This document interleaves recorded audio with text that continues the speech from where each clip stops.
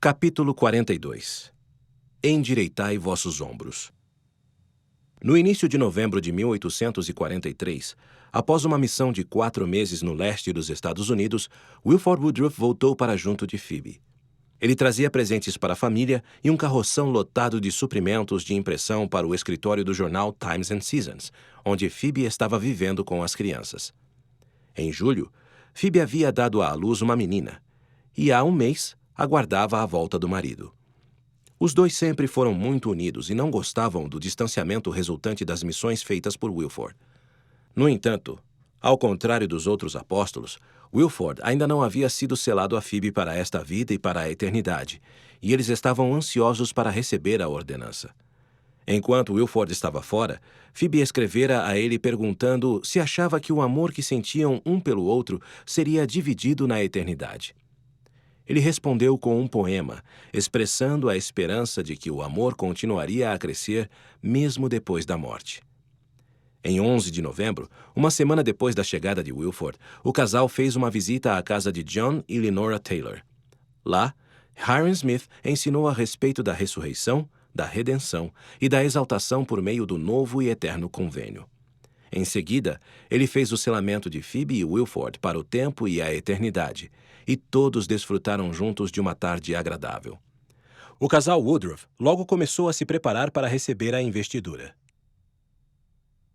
No início daquele outono, pela primeira vez em mais de um ano, Joseph começara a administrar a ordenança para um número maior de santos. Como havia prometido, ele estendera a investidura às mulheres, e em 28 de setembro administrara a ordenança a Emma na casa de Nauvoo. Pouco depois, Emma lavara e ungira Jenny Law, Rosanna Marks, Elizabeth Durfee e Mary Fielding Smith. Aquela foi a primeira vez em que uma mulher oficiara numa ordenança do templo nos últimos dias. Nas semanas seguintes, Emma administrou a ordenança para Lucy Smith, Anne Whitney, Mercy Thompson, Janetta Richards, Lenora Taylor, Mary Ann Young e outras. Logo, outras mulheres também estavam administrando a ordenança sob a supervisão de Emma. Em dezembro, Phoebe e Wilford foram lavados, ungidos e receberam a investidura. No final do ano, 42 pessoas, tanto homens quanto mulheres, haviam recebido a ordenança. Esse grupo se reunia com frequência no andar de cima da loja de Joseph para orar e aprender sobre as coisas da eternidade. No outono daquele ano, apesar de se reunir regularmente com os santos investidos, William Law estava escondendo de Joseph e Hyrum o fato de que havia cometido adultério. Ele sentia que, por ter pecado, havia transgredido contra sua própria alma. Na mesma época, Hyrum entregou a ele uma cópia da revelação sobre o casamento. «Leve para casa e leia», instruiu Hyrum. «Cuide bem disso e me devolva». William estudou a revelação e a mostrou a Jane, sua esposa. Ele duvidava de sua autenticidade, mas a esposa teve a certeza de que era real. William levou a revelação a Joseph, que confirmou ser genuína. Ele suplicou ao profeta que renunciasse a aqueles ensinamentos, mas Joseph testificou que o Senhor o havia ordenado a ensinar sobre o casamento plural aos santos e que seria condenado se desobedecesse. Em algum momento depois disso, William ficou doente e confessou o adultério a Hyrum, admitindo ao amigo que não se sentia digno nem para viver, nem para morrer. Porém, ele desejava ser selado a Jane para a eternidade e perguntou a Joseph se isso seria possível. Joseph levou a questão ao Senhor e recebeu a revelação de que William não poderia receber a ordenança porque havia cometido adultério. Então, o coração de William começou a se encher de ódio contra o profeta. No final de dezembro, ele e Jane pararam de se reunir com os santos investidos. Jane o aconselhou a vender discretamente a propriedade deles e a irem embora de Nauvoo. No entanto, William queria destruir Joseph. Ele começou a conspirar secretamente com outros que se opunham ao profeta e pouco tempo depois perdeu seu lugar na primeira presidência. William declarou estar feliz por terminar sua associação com Joseph.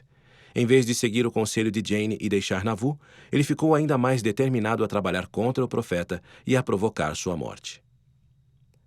A apostasia de William Law foi perturbadora, mas não sem precedentes. Procurei por vários anos preparar a mente dos santos para receber as coisas de Deus, Joseph disse a uma congregação em um gélido domingo de 1844. Mas, com frequência, Vemos alguns deles, depois de sofrerem em prol da obra de Deus, esfacelarem-se como vidro quando surge algo contrário às suas tradições. Desde que a igreja fora organizada, Joseph viu homens e mulheres se afastarem quando não concordavam com os princípios que ensinava ou quando as expectativas deles sobre o profeta eram frustradas. Geralmente, os que se afastavam da igreja o faziam de forma pacífica, mas alguns lutavam contra o profeta, a igreja e seus ensinamentos, muitas vezes instigando a violência contra os santos, como fizeram Ezra Booth, Warren Parsh e John Bennett. Não se sabia ainda qual caminho William tomaria. Enquanto isso, Joseph continuava a preparar os santos para receber as ordenanças salvadoras do templo. Gostaria que este templo já estivesse pronto para que pudéssemos entrar nele, ele disse a uma grande congregação de homens e mulheres. Admoesto todos os santos a prosseguirem com todo o vigor e reunirem todos os seus parentes vivos no templo para que sejam selados e salvos. Contudo, ele sabia que os santos só poderiam realizar essas ordenanças se conseguissem terminar o templo. Joseph estava preocupado com os conflitos crescentes nas comunidades ao redor de Nauvoo. Depois da eleição estadual no verão anterior, seus críticos se reuniram em um protesto, acusando-o de ter influenciado o voto dos santos. Tal indivíduo, declararam, certamente pode se tornar uma pessoa muito perigosa, especialmente por ser capaz de se colocar à frente de um grupo tão grande. Sabendo o quão rapidamente a tensão poderia aumentar, Joseph esperava encontrar aliados no governo federal que defendessem os santos na esfera pública. Alguns meses antes, escrevera a 5 candidatos que concorreriam à presidência dos Estados Unidos nas próximas eleições, esperando receber o apoio deles para os esforços dos santos de recuperar as perdas sofridas no Missouri. E 3 candidatos responderam sua carta.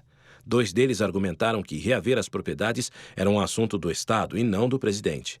O terceiro foi compreensivo, mas, em última análise, evasivo. Frustrado pela falta de disposição dos candidatos em ajudar, Joseph decidiu concorrer ele mesmo à presidência dos Estados Unidos. Era pouco provável que ganhasse a eleição, mas ele queria usar a candidatura para tornar públicos os agravos feitos aos santos e dar apoio aos direitos de outras pessoas que haviam sido tratadas injustamente.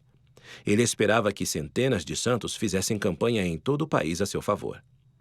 Em 29 de janeiro de 1844, o Quórum dos 12 lançou formalmente Joseph como candidato à presidência, e ele aceitou a nomeação. Se eu chegar à cadeira presidencial, protegerei o povo em seus direitos e suas liberdades, prometeu. Enquanto isso, em um navio baleeiro na costa da África do Sul, Edson Pratt observava seus companheiros na embarcação baixarem 4 pequenos barcos ao mar e remarem com toda a força atrás de uma grande baleia. Aproximando-se do grande animal, os homens lançaram arpões no dorso da baleia, o que fez com que ela mergulhasse fundo e jogasse os barcos para o alto da crista de uma grande onda. O movimento rápido quebrou o cabo de reboque enquanto a baleia emergia novamente, dessa vez perto do navio. Para ter uma visão melhor, Edson subiu no topo do mastro e viu a enorme criatura balançar de um lado para o outro, urrando e espirrando água enquanto tentava se libertar dos 2 arpões presos em sua carne vigorosa. Quando os barcos se aproximaram, ela mergulhou novamente para fugir de outro ataque, emergindo já distante no mar. Os homens tentaram persegui-la novamente, mas a baleia fora embora.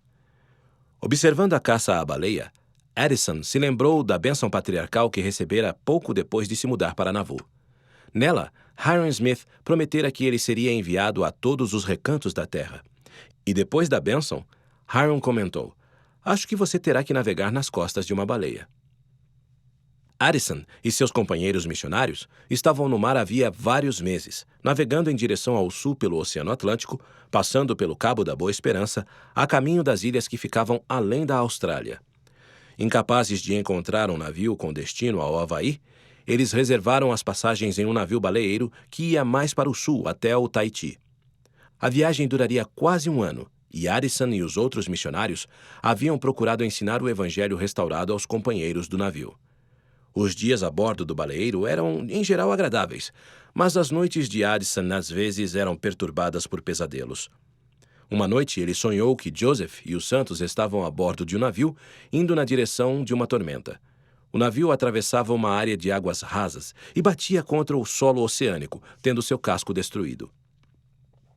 A água começara a invadir o navio e a proa começou a afundar.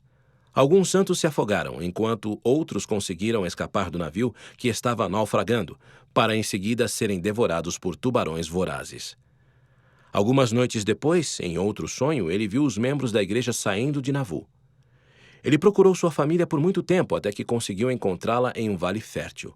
No sonho, Luísa e as crianças viviam numa pequena cabana ao lado de uma colina rodeada por campos arados. Ela cumprimentou Addison e o convidou a ir com ela para ver o estábulo e o gado no pasto, na extremidade superior do campo. O quintal não tinha cercas e os porcos davam trabalho, mas Luísa tinha um bom cachorro para vigiar a propriedade. Addison despertava desses sonhos preocupado com a família e temia que os inimigos voltassem a afligir os santos. Durante o inverno, como parte de um esforço de arrecadação de fundos para o templo, Mercy Fielding Thompson e Mary Fielding Smith estavam coletando moedas de 1 centavo doadas pelas mulheres de Nauvoo. No final do ano anterior, enquanto orava para saber o que fazer para ajudar na edificação de Sião, Mercy fora inspirada a começar a coleta de moedas de 1 centavo. Tente convencer as irmãs a doar 1 centavo por semana, sussurrou-lhe o Espírito, a fim de comprar vidros e pregos para o templo. Mercy conversara sobre o assunto com Joseph, que dissera que ela poderia seguir em frente com a ideia e o Senhor a abençoaria. As mulheres abraçaram entusiasticamente o plano de Mercy, e todas as semanas ela e Mary coletavam centavos e registravam minuciosamente o nome das mulheres que apoiavam a causa. Hiram também ajudava as mulheres na arrecadação de fundos, com a aprovação total da primeira presidência. Ele declarou que cada mulher que contribuísse com seus centavos teria o nome escrito no livro da lei do Senhor, onde Joseph e seus escreventes anotavam os dízimos, as revelações e outros escritos sagrados. Depois que a arrecadação dos centavos estava em curso em Nauvoo, as irmãs enviaram uma carta ao escritório do jornal Millennial Star, na Inglaterra, para solicitar que as mulheres de lá também contribuíssem com suas moedas. Queremos informá-las que organizamos aqui uma pequena coleta semanal em benefício dos fundos do templo, escreveram. 1000 mulheres já se inscreveram e esperamos que muitas outras também o façam, e com isso, confiamos que seremos capazes de ajudar muito no avanço desse grande trabalho. Logo, as mulheres da missão britânica estavam enviando seus centavos do outro lado do oceano para Nauvoo. Com a ajuda de William Phelps, Joseph desenvolveu uma plataforma presidencial independente e elaborou um panfleto que seria divulgado em todo o país. Ele propôs mais poder ao presidente para punir as turbas, liberdade para os escravos com a devida compensação a seus donos, a transformação das prisões em lugares de ensino e reforma e a expansão da nação para o oeste, desde que com o consentimento total dos índios americanos. Joseph queria que os eleitores soubessem que ele apoiaria toda a nação, não apenas os santos dos últimos dias. Ele acreditava que uma democracia teocrática, em que o povo escolhesse viver em harmonia com as leis de Deus, poderia estabelecer uma sociedade justa e pacífica que prepararia o mundo para a segunda vinda. Se a campanha fracassasse, Joseph queria estabelecer um lugar para proteger os oprimidos e desfavorecidos nos últimos dias, fora dos Estados Unidos. Ameaças constantes no Missouri e Illinois, além do número crescente de santos, fizeram com que Joseph começasse a olhar para o oeste em busca de tal lugar. Ele não pretendia abandonar Nauvoo, mas esperava que a igreja crescesse a tal ponto que a cidade não seria capaz de acomodar a todos. Joseph queria encontrar um lugar onde os santos pudessem estabelecer o reino de Deus na terra e constituir leis justas que governariam o povo do Senhor até o milênio. Com isso em mente, Joseph pensou em lugares como Califórnia, Oregon e Texas, todos fora das fronteiras dos Estados Unidos. Enviem uma delegação para verificar esses locais, ele orientou os 12. Encontrem um bom lugar onde possamos ir depois que o templo estiver concluído e construir rapidamente uma cidade, com um governo próprio em um clima saudável. Nos dias 10 e 11 de março, o profeta organizou um novo conselho de homens que supervisionaria o estabelecimento do reino do Senhor na terra. Esse conselho ficou conhecido como o Conselho do Reino de Deus, ou Conselho dos 50. Joseph queria um debate vigoroso no conselho e incentivou os membros a expressar livremente o que realmente pensavam e sentiam. Antes de encerrar a primeira reunião, os membros do conselho falavam entusiasticamente sobre a criação de um governo próprio, sob uma nova constituição que refletisse a mente de Deus. Acreditavam que isso serviria de estandarte ao povo, em cumprimento à profecia de Isaías, que diz que o Senhor estabelecerá um estandarte entre as nações e reunirá seus filhos nos últimos dias. Um dia, ao se reunir com os líderes da igreja, Joseph parecia um pouco deprimido, pois sentia que algo importante estava prestes a acontecer. Pode ser que meus inimigos me matem, disse ele. Nesse caso, as chaves e o poder que estão comigo não serão transferidos para vocês, mas serão tirados da terra. Ele afirmou que se sentia compelido a conferir todas as chaves do sacerdócio aos 12, para ter certeza de que a obra do Senhor continuaria. Sobre os ombros dos 12, deste momento em diante, deve repousar a responsabilidade de guiar esta igreja, até que indiquem outros para sucedê-los, declarou ele aos apóstolos. Assim, esse poder e essas chaves poderão ser perpetuados na terra. Joseph os alertara que o caminho à frente não seria fácil. Se forem chamados para dar sua vida, morram como homens, aconselhou. Depois de vos assassinarem, não poderão mais vos fazer mal. Se tiverem que caminhar diretamente para o perigo e mesmo para as mandíbulas da morte, não temam mal algum. Jesus Cristo morreu por vós.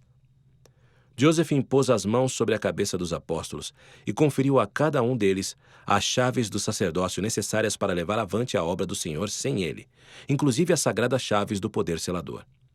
Transfiro agora o fardo e a responsabilidade de conduzir esta igreja de meus ombros para os vossos, declarou ele. Endireitai vossos ombros e erguei-vos como homens, pois em breve o Senhor permitirá que eu repouse. Joseph já não parecia mais deprimido. Seu rosto estava resplandecente e revestido de poder. Sinto-me leve como uma pena. Sinto-me livre, disse aos homens. Agradeço a Deus por esse alívio.